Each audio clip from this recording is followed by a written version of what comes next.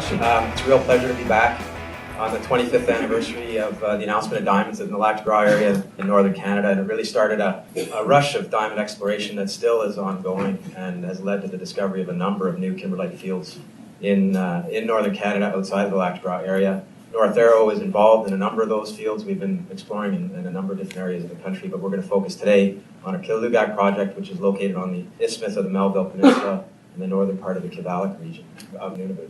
I'm going to start with a slide here that is largely a conclusion type slide. It's one that I like to use when I'm talking to investors and trying to point out that this project, it really hits a lot of the right notes, and it's really rare to get an exploration project that does check all of these boxes. And a big part of it is its location in Nunavut, a region with a settled land claim, in an area where you can permit a mine into production. Agnico Eagle has permitted 2 mines in the Qilalugaq region, 2 gold mines in this area in the last 10 years. This photo is good to get across the fact that it's located on tidewater. The kimberlite we're going to talk about, Q1 to 4, sits right here in the foreground. In the background is the ocean. There's a little fuzzy dot up there, which is the annual sea lift that's come into the community of Nauyat. It sits right there. It's about a 8-kilometer straight line from the kimberlite to the community, and then another kilometer or so out to the sea lift. There's a history of successful mine development in the Canadian high Arctic for deposits that are located on tidewater. We think, as a comparison, that the freight costs to get materials to this area would be about half of what they are to get materials to the diamond mines in Lac du Gras, and that's a huge advantage. The kimberlite itself is big. It's about 12.5 hectares, so all of the tonnage is in one spot. There's a number of other kimberlites in the region.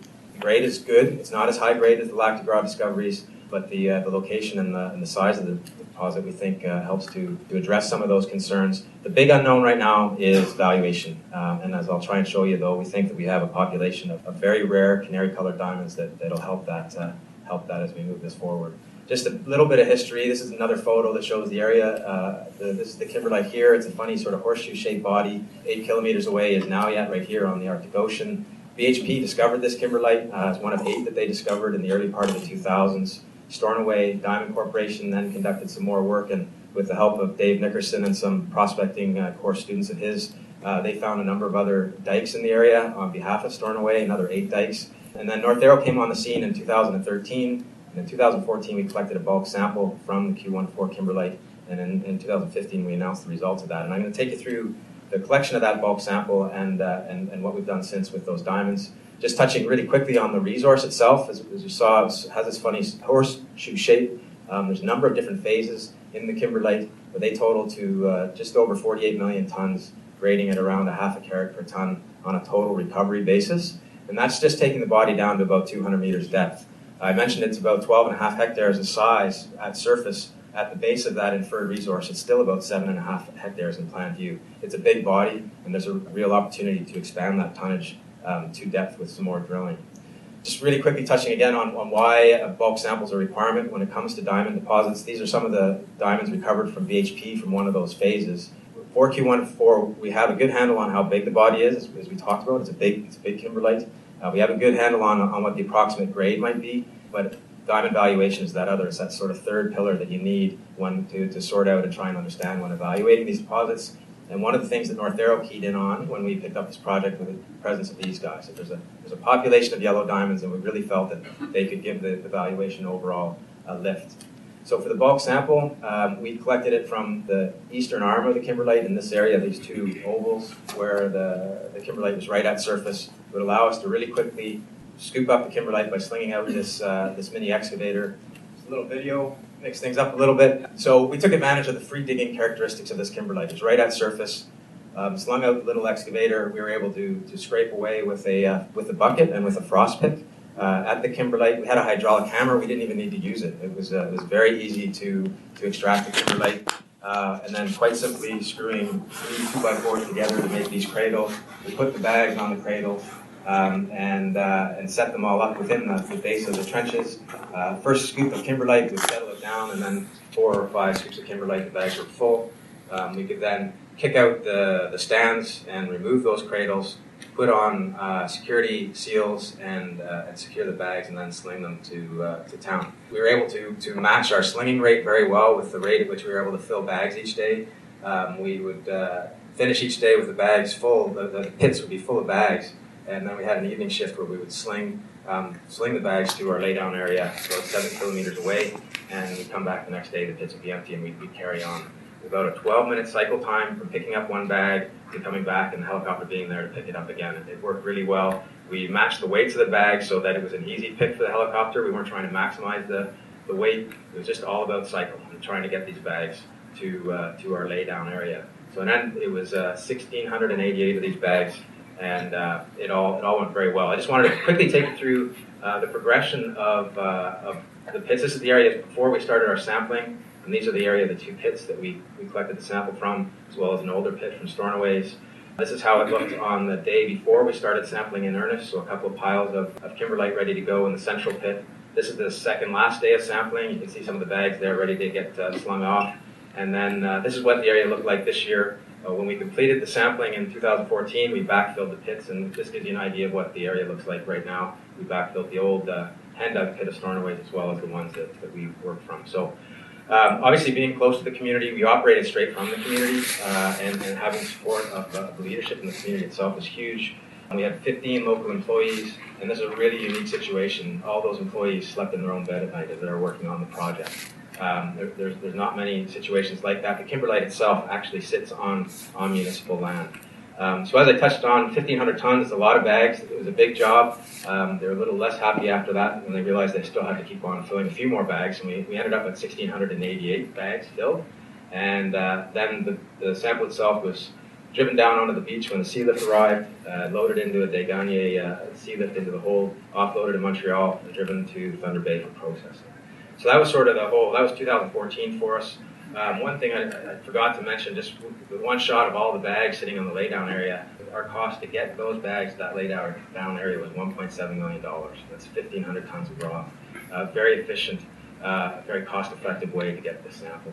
But of course, we processed it to get the diamonds. And this is a photo of, it's not the entire parcel, but it is the entire parcel above about 0.2 carats in size.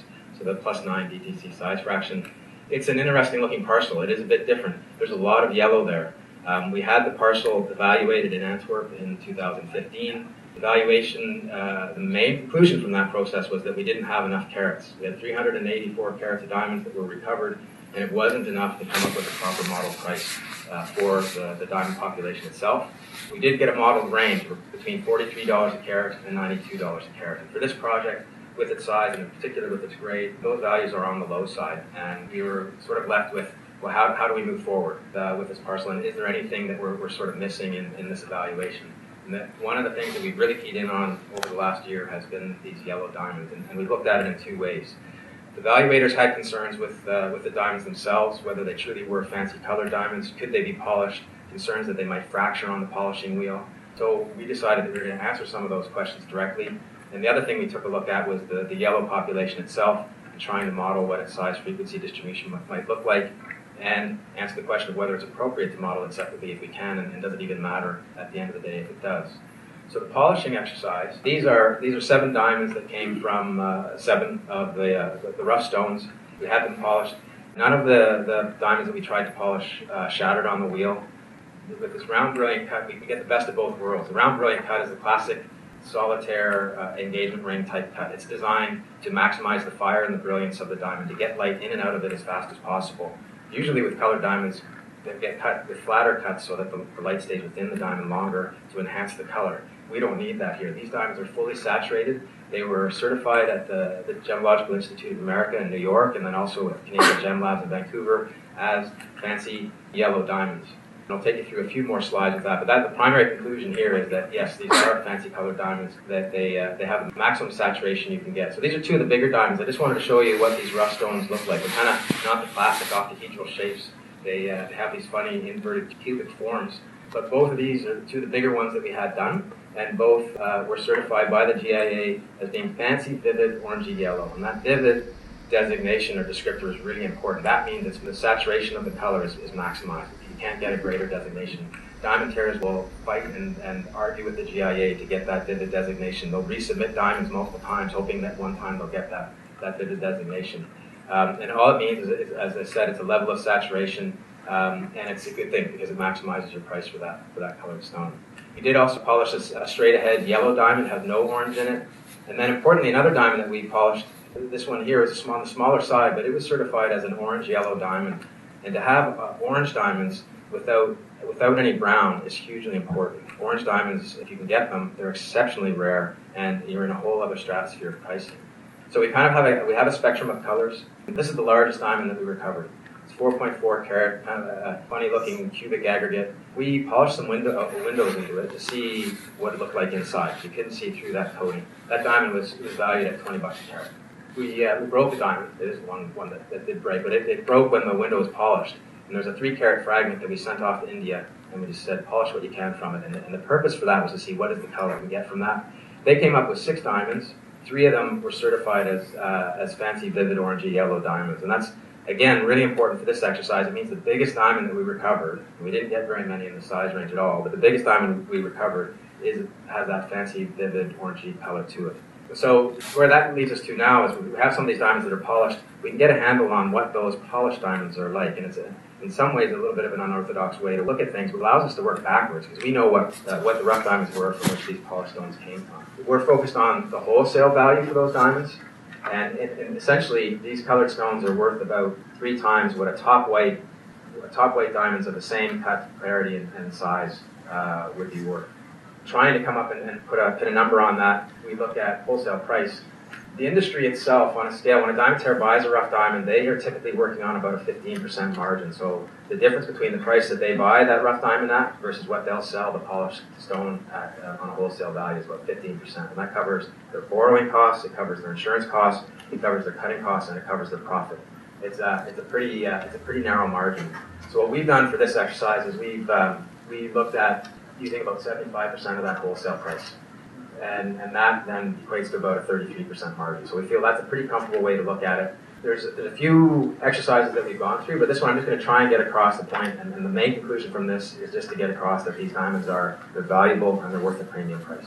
In the 2015 valuation, there was 20 diamonds in the 11 DTC size fractions, so that would be around a half carat in size rough, were pulled out as being dark yellow, and they were collectively valued at $437 or $57 a carat.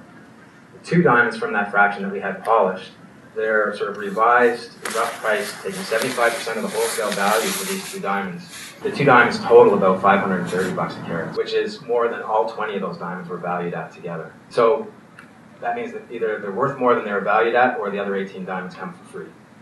It gets even more extreme when we look at the 5 diamonds that we polished that came from the 9 DTC fractions. So these rough stones would have been about 0.2 of a carat in size. There was 12 diamonds that were pulled out. They were valued collectively at $119 or $53 a carat. These, if you take 75% of the wholesale value of these polished stones, minus $478 for those, which is 4 times what the total of all 12 diamonds were valued at. So the takeaway for us is simply that they're fancy colored diamonds. They can be polished. They would be valuable in the jewelry industry, and we just don't have enough data to really pin a value on them yet. So that gets us to what the size frequency distribution of these diamonds, and we talked about empirically with our results in our news releases as we were recounting and coming up with the results as we were processing the sample, was that we were seeing more yellow diamonds as we went into the course of size, 6 sizes. We were seeing proportionally by stone count and by carat weight. And when we plot it, you can see this. This is a plot. It's a grade size curve, so size is on the x-axis, grade is on the y-axis. This is the total sample. If we look at the yellows, it's a much flatter curve, but we also run out of data right here. So just the fact that we can plot the data and it looks different, it doesn't necessarily mean it's appropriate to do that. So we did some work to try and make ourselves comfortable that it was worthwhile to do this. If we look at the type classification of diamonds, 98% of all diamonds have nitrogen impurities in them. But in almost all cases, those nitrogen atoms are aggregated into pairs or groups of 4 atoms around a vacancy, and you have a beautiful clear white diamond. But there's a very small percentage of diamonds that have single unaggregated nitrogen. Unaggregated nitrogen is very efficient at absorbing blue and violet light, and you get this orangey yellow color. So we did some FDIR work on our diamonds. It was done by Annette Abanis with Apex Geosciences at the University of Alberta, and we analyzed 51 diamonds, including 10 of the diamonds that we polished, and 50 of those 51 diamonds contain unaggregated nitrogen. So these are very rare type 1D diamonds. What that means, rarity is always good when it comes to diamonds, but it also means you can do some calculations to sort out residency time of the diamonds, and the maximum residency time for these diamonds in the Earth's mantle would have been on the order of millions of years, like maybe 3 million years max. as opposed to the white diamonds, which are fully aggregated, and they have a minimum residency time on the order of billions of years. So these are clearly two different populations. We have a population of very young diamonds, and that are the yellow ones, and we have a population of much older diamonds that are the white ones. So we're using that to say it's okay to model these SFDs differently. And if we do that, or separately from the white diamonds, and if we do that, there's really two interpretations we can make. One is that we extend this curve off in this direction to the coarser sizes, which means at some point we're going to reach a diamond size above which we get proportionally more yellow diamonds than we get white diamonds. Alternatively, maybe the population attenuates and mimics what we see in the greater population, and we don't ever see more yellow diamonds than we see white diamonds. But we don't know which of those is appropriate. We don't know which, we just don't have enough data, and you can see the lack of data points. But if we take our model price range from 2015, so we kind of discounting the fact that we think that those diamonds could be worth more, if we just take that model low to high price range and we apply it to this size frequency distribution model, then we start to get a price range between $100 a carat and over $200 a carat, if this scenario 1 is right. Alternatively, if it's scenario 2, then we're still looking at a price of less than $100. This is really important because at $200 a carat, this project looks really interesting, as I talked about with that first slide in the primary conclusions. So we need to do more work. We don't have enough data to either confirm or discount either of these scenarios, which means we need to collect more sample, we need to do some more drilling, and what we've mapped out is a 3-phase program, more drilling to prove up the tonnage, particularly to prove it up down to 300 meters depth within the body, and then a 2-phase bulk sampling program. First phase to get us a total of about 1,000 carats to sort out which of those SFD models is correct, and then get another 1,000 or so carats to sort out what the overall valuation would be, plus or minus 25%. I think I'm running out of time here. I just wanted to point out we have done some work and we've identified some other areas where there is kimberlite close to surface that we could move out the excavators in an exact same way, collect a bulk sample. And this area here is one that we confirmed for ourselves this summer. It's the highest grade phase in the body, and we can get an excavator there and we can sit on it. And that just means that we can get more carats with fewer tons. So I'll leave it at that. I'll say thanks very much. I do have the diamonds with me if you want to see them. Photographing diamonds is notoriously difficult. We were very lucky a few weeks ago to be able to take the polished diamonds back up to Nunavut and show the community and show some of the folks that helped us collect that sample. And it was pretty satisfying and pretty cool to see the reactions on people's faces. And if you see me with this case in my hand later on this afternoon or tonight, please feel free to come up and bug me, and I'll be happy to show the diamonds to you. Thanks very much.